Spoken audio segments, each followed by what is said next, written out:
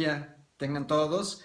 Vamos a dar inicio a nuestro segundo video sobre el tema historia del arte en un contexto social en el cual vamos a analizar y vamos a entrar de lleno al tema del programa que les hice llegar o que lo tienen por ahí en el link.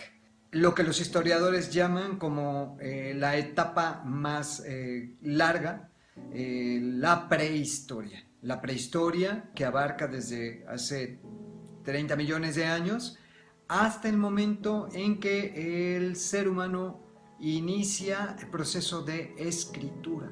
Estamos hablando de los años 2500, 1800 antes de Cristo, no se tiene muy bien registrado.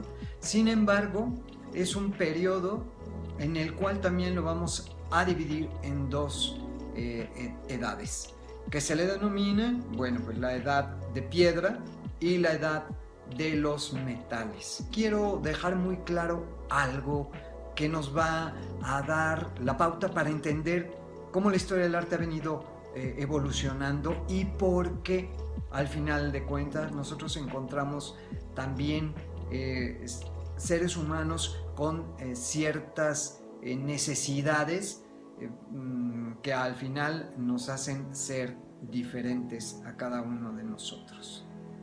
La edad de piedra, que es este periodo que se le denomina así porque es cuando se desarrolla principalmente la piedra como uno de los elementos más importantes para esta edad de piedra aparece cuando ya hay un ser humano erguido y que empieza a resolver sus necesidades naturales, sus necesidades natas. Es un periodo en el cual vamos a observar que también se divide para nuestra historia del arte y en la historia en general en tres diferentes etapas. La etapa del paleolítico, mesolítico y del neolítico. ¿Qué va a ser lo fundamental en esta parte de nuestro estudio? Vamos a encontrar a grupos de seres humanos que están buscando resolver necesidades, como decíamos, necesidades natas para poder seguir subsistiendo, seguir viviendo en el planeta. Y así vamos a encontrar a los grandes grupos de nómadas y a los grandes grupos de sedentarios. Estos dos grupos van a ser marcados fundamentalmente por la situación geográfica en la cual empiezan a desarrollar para poder resolver sus necesidades, de lo que hablábamos.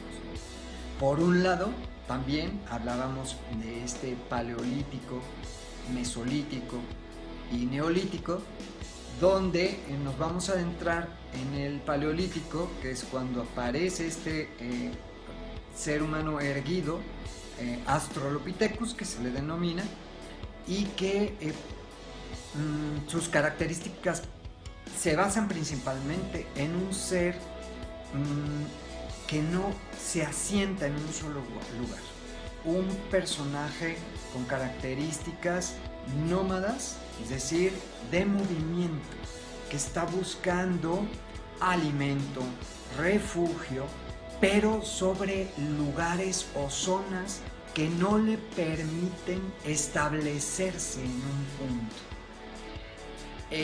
Esto va a ser el cambio en toda su estructura, en toda su formación visual y de pensamiento, que lo vamos a ir viendo en esta evolución del ser humano y de la historia misma.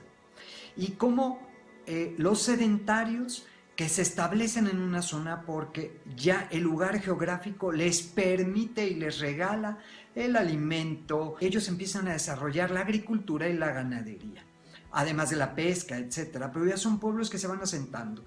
Y esto lo vamos a ver aparecer más característicamente en el periodo, del Neolítico. ¿Qué sucede en este periodo del Paleolítico?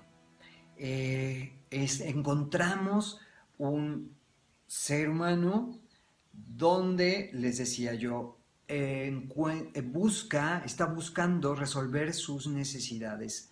Es un personaje nómada donde no se permite establecer en una zona geográfica por todas las condiciones que esta misma tiene. Se refugia en cuevas, en cavernas, vive de la caza, vive de la recolección de frutos. Es un cerebro que todavía está evolucionando y está en constante cambio. Vamos a ver que la principal característica de ellos es buscar de alguna manera el poder darse a entender entre uno y otro y empezar a tener una socialización. Entonces, ya en el Paleolítico, que al final iniciamos como un ser humano que busca sus propias necesidades natas, ahora está buscando poder comunicarse con el otro para poder resolver esas necesidades mucho más fácil. Está expuesto a una vida natural. En este periodo vamos a encontrar las primeras manifestaciones pictóricas que se denominan pinturas rupestres. Estas pinturas rupestres las vamos a encontrar sobre las rocas, sobre una roca, dentro de donde habitaban los seres humanos, en cavernas, en cuevas, aunque también se han encontrado algunos vestigios sobre algunas barrancas.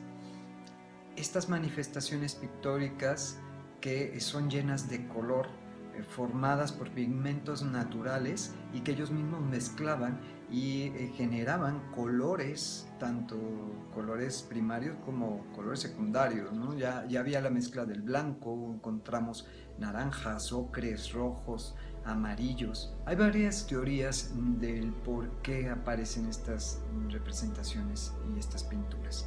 Una nos habla de lo místico y religioso y otro, como yo lo decía anteriormente, el hecho de que el ser humano está tratando de comunicarse de otra manera para poder entenderse con los demás. Y ya en varios países, ahora en España, en Francia, podemos encontrar vestigios.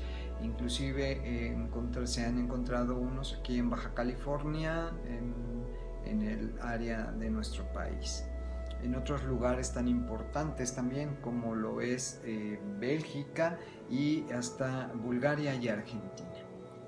Mientras en el Paleolítico y Mesolítico estamos hablando de el hombre Australopithecus, vamos a encontrar ya en el Neolítico. Es un periodo entre los 7000 a 2500 años antes de Cristo, un hombre mucho más erguido, un hombre ya con una evolución tanto física como mental. Son seres humanos Homo sapiens. Vamos a encontrar también aquí al hombre de Neandertal y al hombre de Cro-Magnon. Y son seres sedentarios, son seres que encontraron un lugar fértil, que encontraron zonas donde ellos ya pueden proveer sus propias necesidades de alimento y esto les genera el hecho de poder compartir con los demás y generar pues, los primeros vestigios de lo que vamos a ver, de lo que también se le puede llamar como los primeros elementos arquitectónicos, que están catalogados como arte. Encontramos a un ser humano con un mayor razonamiento hacia y de las cosas. En este periodo ya hay una organización social y económica, y aquí vamos a encontrar otros elementos muy interesantes en la historia del arte. Lo que les comentaba, que son elementos ya arquitectónicos, que también tienen un sentido místico religioso y un sentido también humano de convivir con los demás. Y otro elemento que aparece es la cerámica.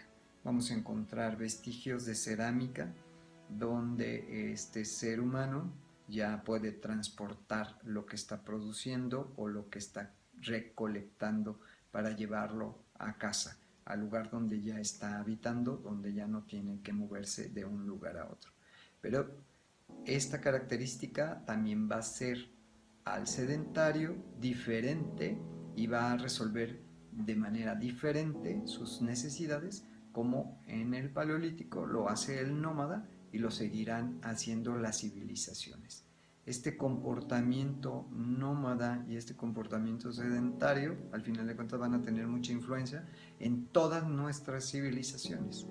Bien, entonces encontramos elementos artísticos, seguimos viendo pintura, ya todavía en este periodo, seguimos viendo cerámica, seguimos viendo también lo que es el resultado de la nueva arquitectura hacia estos ritos religiosos o bueno, hasta de alguna manera ya muy filosóficos si quisiéramos verlo así. Vamos a analizar estas primeras piedras que se encuentran ya incrustadas en una posición de acuerdo a un pensamiento y a un razonamiento lógico. Vamos a ver en arquitectura los famosos dolmens. Vamos a encontrar ya las grandes piedras superpuestas y colocadas con un sentido. Vamos a encontrar una serie de elementos a lo mejor repetitivos, con una altura también muy similar entre ellos. Vamos a descubrir cómo este periodo de arte se vuelve ya más de símbolos. ¿Qué es lo importante entonces que entendamos de esta edad de piedra? Esta edad de piedra donde se distinguen los dos personajes que van a tener características diferentes, unos que son los nómadas, otros los sedentarios, y que esto va a influir en ciertas características de las civilizaciones que vamos a ir viendo más adelante. Cómo resolver la situación vista desde un nómada y vista desde un sedentario. Vamos a ver ya resultados de arte, como lo decíamos, con los nómadas en estas maravillosas pinturas rupestres, y en el periodo ya final de la edad de piedra, en el neolítico, vamos a analizar que aparecen la cerámica, aparte de la pintura, y aparece la gran arquitectura, así como parte ya la escultura dentro de esos vestigios. La arquitectura se vuelve parte fundamental porque se vuelve un arte de símbolos, un arte de ya no de una necesidad, sino respuesta a un razonamiento sobre algo que se necesita. Anteriormente está trabajando el hombre sapiens, y mucho antes estos seres humanos pensaban para resolver su necesidad. No hay un razonamiento, es una respuesta a esta necesidad irracional. Ahora estamos viendo ya una racionalización del pensamiento. Vamos ahora a brincarnos un poquito y solamente daremos unas pinceladas para entender cómo la edad de los metales, que va a tener una influencia productiva y muy importante para el desarrollo de las primeras civilizaciones, porque es donde precisamente se va a dar el desarrollo de estos, vuelvo a repetir, grandes metales, y los empiezan a trabajar. Entonces ya aparecen las flechas, aparecen los arcos, aparecen elementos que me van a permitir facilitar mi vida como ser humano en mi entorno. Y estos elementos van a ser más estudiados, investigados por ellos mismos para poder satisfacer sus necesidades. Lo vamos a ver más en las civilizaciones nómadas. Las civilizaciones sedentarias tienen procesos de creación más de razonamiento hacia los símbolos, hacia las imágenes, más hacia el pensamiento, y en cambio los nómadas van a tener este pensamiento hacia la conquista, hacia la guerra, y por eso el desarrollo principal del armamento.